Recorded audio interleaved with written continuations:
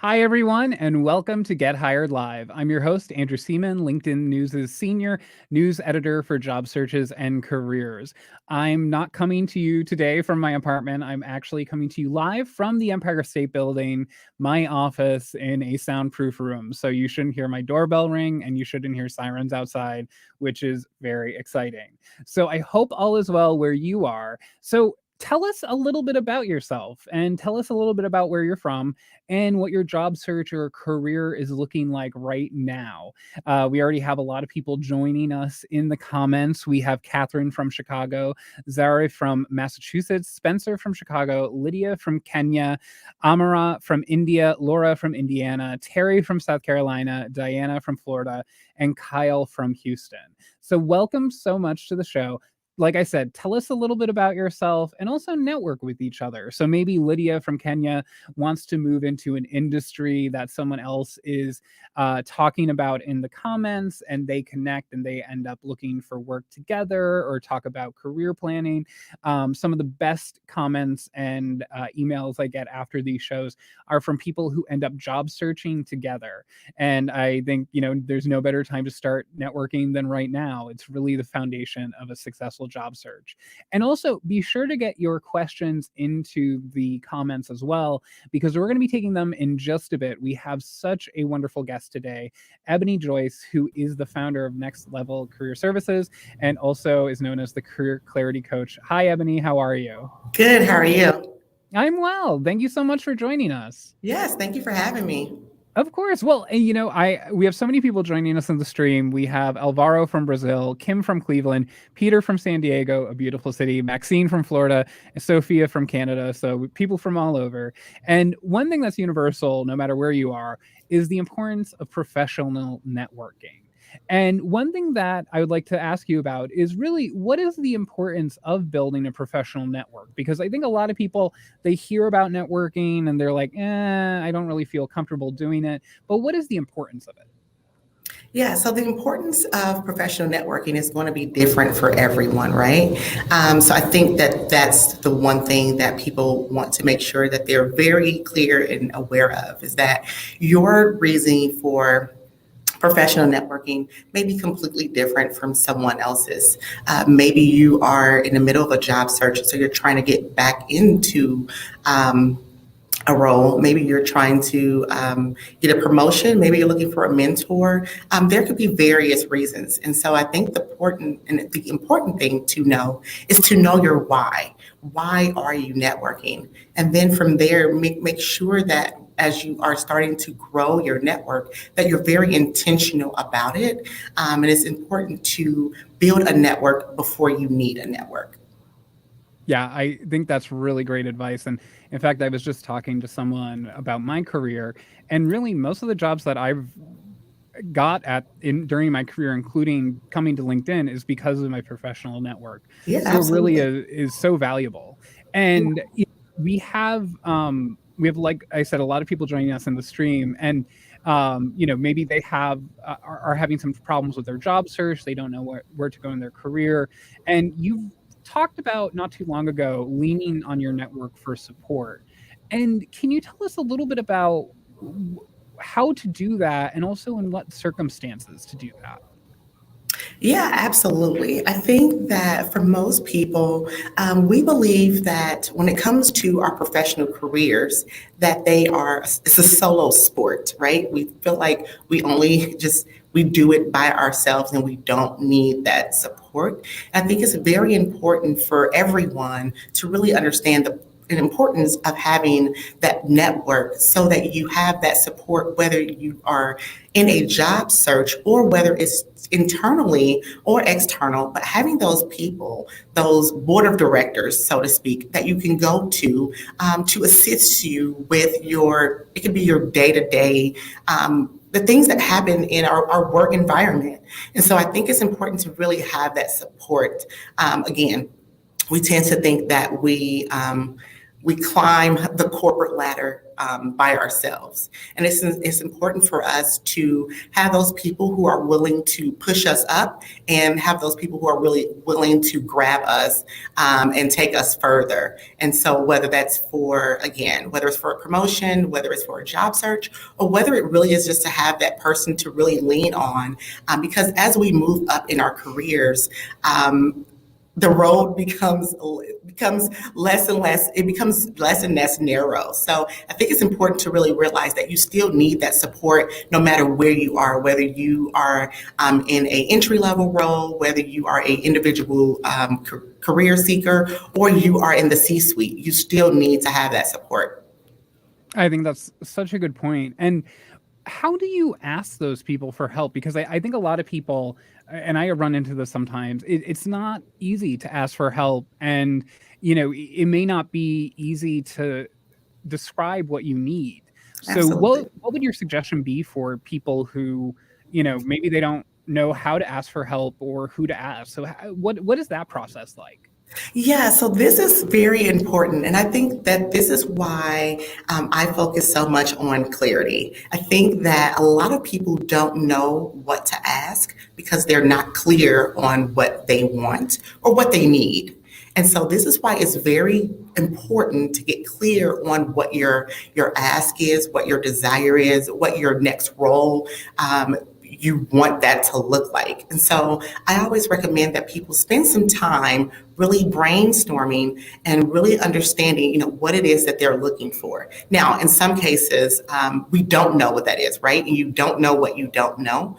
But I think that that's important too as we build our network, to have those other people who we can mastermind with and help us say, hey, I'm not really sure what I want to do next, but I do have a network, I do have a support system, and I have those individuals who I can go to say, hey, I'm really unclear what the next steps should probably look like for me. And you know me, or you start to get to know people and let people understand, they can tell you, what your strengths and what your weaknesses are, those areas of improvements you need. And so you can really work on those gaps. So if you don't know what it is that you're looking for, then your network is still as important. But as you get clear on that, I think it's important that when you go in for the ask, that you're very clear, because a lot of times, for myself, I know I get emails and messages all the time for individuals, and they don't know what they're looking for. And when you reach out to someone, whether it's a private message or you are trying to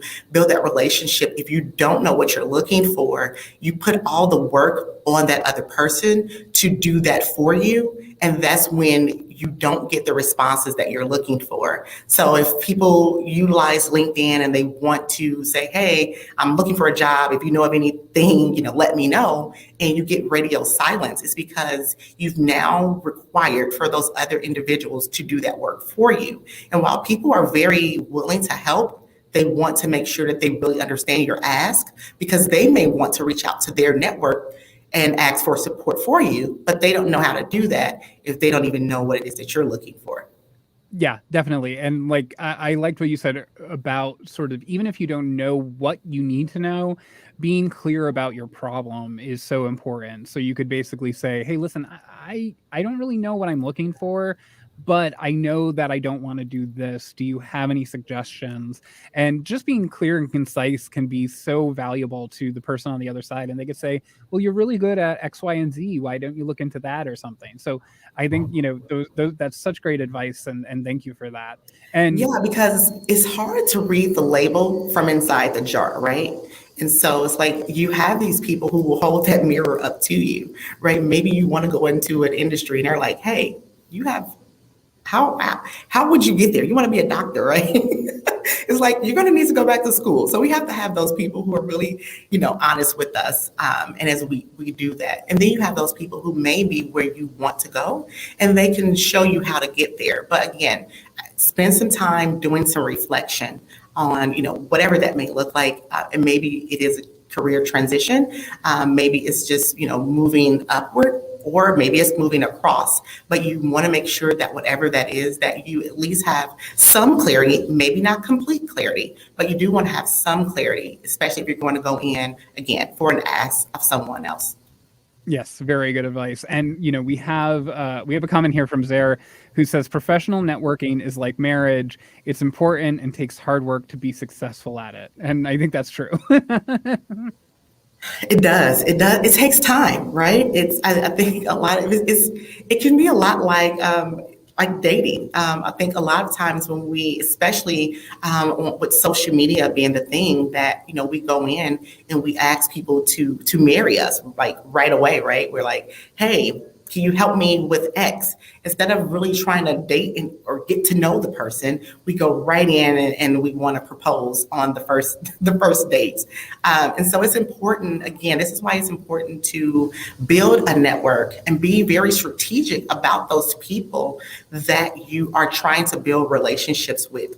Specifically, if we're using LinkedIn for an example, I mean, with as many people as you have on LinkedIn, you can get overwhelmed with, attracting new people, inviting people to connect and figuring that out. But again, we go back to clarity. If you know that you want to go into a certain field, then maybe those are the people that you want to start to connect with, people who have been in that particular field or industry before, someone who may be a potential or future colleague.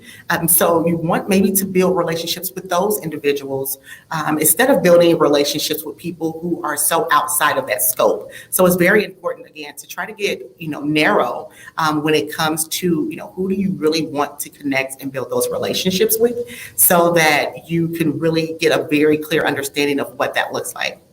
Yeah, I think that's a really good point. And we have so many people joining us in the comments. We have Craig from Ohio, Raya from India, Amy from Indiana. So there you go, Ebony. Hi, Indiana. And then Carla from San Diego, Todd from Chicago, Chuck from Dallas, Jeannie from California, and Don across the river from me in New Jersey.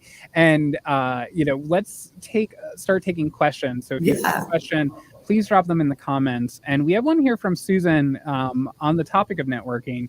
And basically, she says, how do you teach networking and asking for help to people who haven't networked before? And I think a lot of people maybe find themselves in this position, and especially after the recession, they had a job, maybe they had it for a decade or more, and they didn't really have to look for any work during that time. How do you start networking? Yeah, so the first thing I want people to do is really allow yourself some grace. I mean, some of us have really been, we've been, whether we've been remote or we've just been, in our homes for the past year and a half, with not a lot of interaction. And so trying to go back into things full speed is probably not the best way to go. And then I want you to, assess your personality. Some people are extreme introverts. And so, doing anything that requires, networking or meeting people, new people, can be a little terrifying. Right. So you want to really first do that assessment. And then again, this is where clarity comes in. Figure out, what is your goal? And so go in that way versus trying to, take on the world at one time, all at once. So you want to, do it step by step. And maybe it's easier for you to reach out to people who you already know. And so we typically get better results, right, from people who already know, like, and trust us. So that may be important for you to do. And for example, maybe you are out of work and you're looking to get back into work. Reach out, send emails to people who already know you, and you will typically get a better response that way. The important thing I want people to know is when we are reaching out, let's make sure that let's make sure we make it more human, right? Like, let's not just go in with an ask, but make sure that we're checking on people and figuring out, how they're doing, health-wise first, So just ask the common courtesy questions of how people are doing, especially if you know people, really allow that time to get caught up in what people have been doing for this past year first. And so, relationships don't have to be rushed. And a lot of times when people are trying to build relationships, they're trying to speed within them versus really taking the time to nurture the relationships. So you don't have to, meet someone today and make the assumption, right, that you should, ask them for anything right away. That's when people really feel like you're coming off, just unauthentic, and you really want to be genuine in the relationships that you try to build. So just take it one step at a time and start with people you already know, to build your confidence up. Because when you start to, if you go on LinkedIn and you're just starting to connect with strangers, you're not getting that response. For some people, it can really play on your confidence. So start people build that confidence up, and then start to work with people who you may have likes or similar interests with. Go into different groups. It's always very important to do, because you already have something very similar or in common with those individuals, and you can start to build a relationship, or a conversation, for the most part, just being in those groups and having those things in common. Yeah, no, I think that's really great advice, and you're getting a lot of kudos from people in the stream. From Tamika, says the intentionality about building community is key. Jeannie says great advice, assessment first, like dating, take it slow and get to know people, and especially the idea about being genuine. One of the things that I hate is someone from years ago in your past, sort of sends you a message and goes, "Hey, it's so great to see you. So wonderful. It's great to see that you're doing well. Just want to drop a note and say hi." And then 2 days later, they're like, "By the way," there was a position I saw that I would love to apply for. And it's okay, so that first message was just sort of a sugar coating. Yeah, absolutely. Just be upfront in that case. Just say, yeah, hey, absolutely. Yeah. Because it's not genuine. It comes across as okay, no. that was fake. Yeah. And but I think that's such good advice. And we have people asking some other questions here. And this is from Afzal, who basically says, how do you make yourself visible beyond your immediate boss in a company? So I think a lot of people may face this because they want to build a network at work. They want to show that they're doing great work, but their manager maybe micromanages or sort of is a cover over them. How do you suggest workers get visibility at work? Yeah, absolutely. Now, this is going to vary whether you are in the office or you're still remote. A lot of companies have decided not to go back into the office, and so now they are fully remote. So you have to take that into consideration. So let's start with if you're in the office. If you're in the office, if you have meetings, I think it's very important. Typically what we would do is we get to stop off at the water cooler and have the chats, or we see people, in the hallways, and we have those conversations. So again, be intentional, be very genuine, set up time to meet with people one-on-one if you can. I love setting up those just 15, 20-minute chats with individuals just to get to know someone. If you're in the lunchroom and you see someone, invite someone to lunch.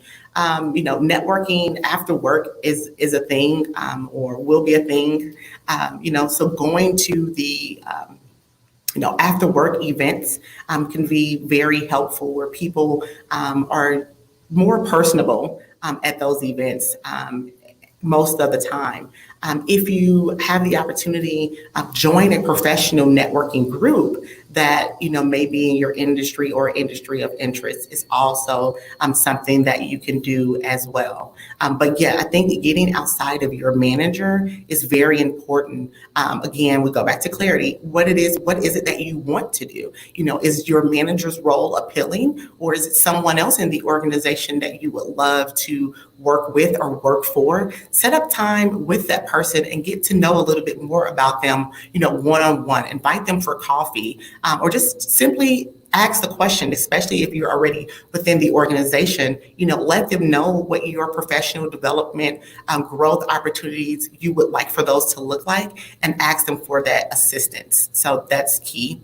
If you are remote, I think the same thing does need to happen, but it does need to be, more intentional. So as we are having all of the virtual meetings using, the platforms, ping someone and say, hey, you know what? I would love to see if we can do a video chat and spend some time to talk, to get to know people. So, or you can attend virtual networking events. And a lot of us, especially if you are an introvert, right? We go in person, we spend our time in the corner. Well, we find ourselves doing that same thing at virtual networking events. We're in the virtual corner, not really, looking to meet people. So I think that it's important that, look to see, who's going to be at the events and make sure, again, you make that intentional connection. And if you aren't the person who is the super connector, find someone in that room who maybe is and who you can, utilize that person to help you build that confidence up. And, maybe they can connect you with someone else as well. So you don't have to be the person who's walking around the room, shaking hands with everyone. But, bring a friend if you can. But I think that it's important, again, just to know, take it slow, give yourself some grace. Everyone's not going to be the person who's going to help you get to that next level, and that's okay, and be okay with that. And then do an evaluation. What worked with that connection? What didn't work? And what can you do better next time? Yeah, there's nothing I hate more than a very big room with people with name tags on, just sort of like standing at tables or like awkwardly by like the food table, like picking things up and eating slowly. I keep the same glass like all night. I'm like, Yeah. And then I go and I'm like, what did I do? Like, did I connect with anyone, or did you just collect business cards, or like, yeah, I think that you really want to make sure that you find some intentionality within that, and it can be very difficult. And maybe the first few times you go to an event, you don't come out with anything, and that's okay. Be okay with that, and then make a little more progress each and every time. Yeah, and actually, for people who are doing maybe virtual networking events or something like that, if you host one or someone who is going to host one of my pieces of advice is to ask them to do a few questions at the beginning that goes around the group to answer them. So keep out like 1 minute each, and you could explain like what you've done in your career. You could explain all these other things, and really that can set the tone of like everyone sharing, being equal in the conversation. I remember being part of one where we did a round robin, sort of like, oh, what have you done in your past? What has been your most interesting job? And there was a woman on there. She goes, well, I was a nun. And it was sort of like, well, tell us about that. Like, how did you make that transition? Like, that is, it's not kind of a career, but like, it was so interesting, and it really got everyone talking. So if someone who's going to do a virtual event or even just an in-person event, take the time to have that group discussion to like break the ice. I hate icebreakers, but like if you don't call it an icebreaker, it's not an icebreaker. So but that's a good point. Yeah. And I think the one thing, especially if you're doing like virtual, a lot of times you do breakout rooms. So they'll take a larger group and put them into a smaller group, and you can get to know people one-on-one a little more that way. And then always, if they have an email list, feel free to, connect with that person or send them an email and mention how you all met. And, that's a great way to start a relationship. You can always say, hey, I didn't get a chance to talk to you in person, or I didn't get a chance to really connect with you, but I would love for us to connect. So I think that there are those opportunities. We just have to make sure that we're looking for them. And when we find them, that we are that we have a method, that we're being very strategic in that process. Definitely. And, I think we have a question here that's a good follow-up to this. Polite asked, how do you follow up with people you reach out to for help? And I think a lot of people, they have trouble with the follow-up, or they don't follow up. And then there are people who follow up maybe a little bit too intensely. So what's your recommendation for following up with people, whether they are recruiters, hiring managers, or just people that you're hoping to get opinions on or have a conversation with? Yeah, absolutely. So there's the old saying, right? The fortune is in the follow-up. So you definitely want to follow up. I think that we have to understand, depending on where you are following up with that individual. If you're using social media, sometimes, especially specifically for me on the LinkedIn platform, I have about 100 or so messages a day. So it is hard for me to really get back to people, within a 24 or 48-hour period. So you do have to allow some time for individuals to respond. And everyone doesn't check, their social media, every day, or at least the messages. They probably check social media, but not the messages every day. So you want to allow some time there. Give about a week or so. If it is a recruiter, you've been in a role, I usually say, to give, 5 business days if you're following up from an interview. And then I would say, 5 business days from there. I always say, 3 strikes and then you're out. If the person, now again, if it's on social, it could definitely take some time. But if it is, for a role that you are interviewing for, definitely, if they, and then, give them some time to get back to you. Right now, especially specifically for the summer, people are on vacations and we're traveling again, so people can be out of the office, and so we do want to allow and take that into consideration as well. So, but whatever you decide to do, definitely follow up. Don't send out a message, and if you don't get a response, just make the assumption that the person doesn't want to connect. Make the assumption that maybe they're busy, and they just haven't had the opportunity to follow up with you yet. Yeah, I think that's a really good point. And, one of the things that I think is very underutilized in the job searching process is just being nice. And sometimes it can be difficult, but, if you think maybe you're being ghosted or you're not getting a response from someone, just assume best intentions. And like you said, maybe they just have a ton of messages to get through. Maybe they can't get through all of them, and just sort of say, I understand, and move on. And then, maybe go back and say, hey, I know I didn't hear back from you last time, but I just want to try one more time. And, the more nice, being nicer is always sort of like the best approach, I think. Yes, absolutely. Because I think that, especially right now, hiring is definitely up right now. And so you may find that recruiters, especially if you're trying to work with a recruiter, that they are busy and they can be overwhelmed right now. So let's, give them grace and allow them that opportunity.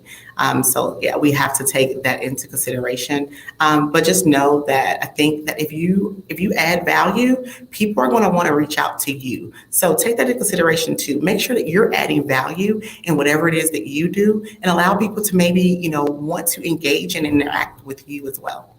Yeah, those are really great advice. And we have so many people in the comments talking about networking. We have Nancy who says networking skills are important more than ever because of the hybrid situations. We, have so many people talking about the last person. Alwawa says the last person, or they're the least person you would expect in your network are always the ones that build better relationship with you over a good period of time. And we have a question here from Mary, and I think this is something that a lot of people maybe confronting if they've moved during the pandemic, or if they are looking for work in a new area, or they're going to go hybrid. She wants to know, if you are new to an area and you don't know people, how should you start building your network? Yeah, so I like to use the Meetup, and so now you can use Meetup to do virtual, because they do virtual meetups, or they may be doing it in person. And again, this is where it's important again to know, what do you like to do? So utilize that as an opportunity. There are professional networking events for almost everything. So if you are, in accounting, there's the National Accounting Association that may be in your local area. So think about, joining that. If you are a parent, they have mommy groups and daddy groups for those individuals as well. So I think if you really want to look at, what are your areas of interest? And for almost everything, there is a group that you can find that may be locally, or if they're not, maybe there is a virtual group as well. So you definitely want to, utilize your resources there, and start with, again, this is where that clarity is important. Start with what it is that you maybe you want to do or that you like to do, and then go from there. Yeah, I think that's really good advice. And I think there's a lot of areas that have job search groups too. They're really popular, and, sometimes they'll be in church basements or community centers, and you could sort of ask around for that. And I think Sarah Johnston, who you could look for on LinkedIn, usually has a list of different job search groups around the country. I'm assuming most of them are Yeah, that's important. Yeah. But it's another way to network, or another way to sort of get accountable with your job search and things like that. So all great pieces of advice. And we have another question here from Tony, who says, "How would one go about gaining confidence to apply for a career that you do remotely?" And I think that's something that maybe a lot of people are considering because people are finding they like to work from home. So how do you make that ask to work remotely, and especially if it's a new job that you're applying for? Yeah, so I think it definitely is a conversation that you definitely need to have. You need to know what your policy is for working from home, and so set up some time to have that conversation with your manager is most important. What does the policy say? And that may be a conversation that HR would be able to assist.